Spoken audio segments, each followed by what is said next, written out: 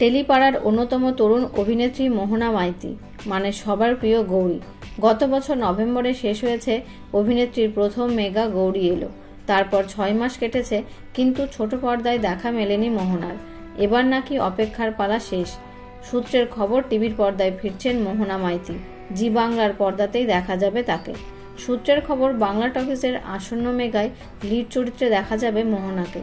বেশ কয়েকজন নায়িকার লুক সেট হয়েছিল এই মেগার জন্য, তবে মোহনাকেই বেছে নিয়েছেন নির্মাতারা। চ্যানেলের তরফে এসেছে সবুজ সংকেত।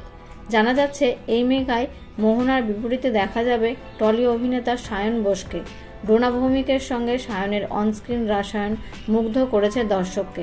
মাস কয়েক আগেই শেষ হয়েছে কালার্স বাংলার মেগা টুম্পা অটোয়ালা। এবার চ্যানেল বদলে বড় লাভ সায়নের। জানা যাচ্ছে এই মেগার নাম কে প্রথম কাছে এসেছে। নামই বলে দিচ্ছে, ভালোবাসায় মাখা গল্প নিয়ে আসছেন সায়ন ও মোহনা। জানা যাচ্ছে এই সিরিয়ালের লুক সেট ইতিমধ্যেই শেষ হয়ে গেছে, তবে প্রোমো শুট এখনো হয়নি। তবে খুব শীঘ্রই কাজ শুরু হবে। এই মুহূর্তে বাংলা টকিজের মন দিতে চাই সিরিয়ালটি সম্প্রচারিত হচ্ছে জি বাংলায়। এই মেগা শেষ হলেই শুরু হবে সায়ন মোহনার অভিনীত নতুন মেগা।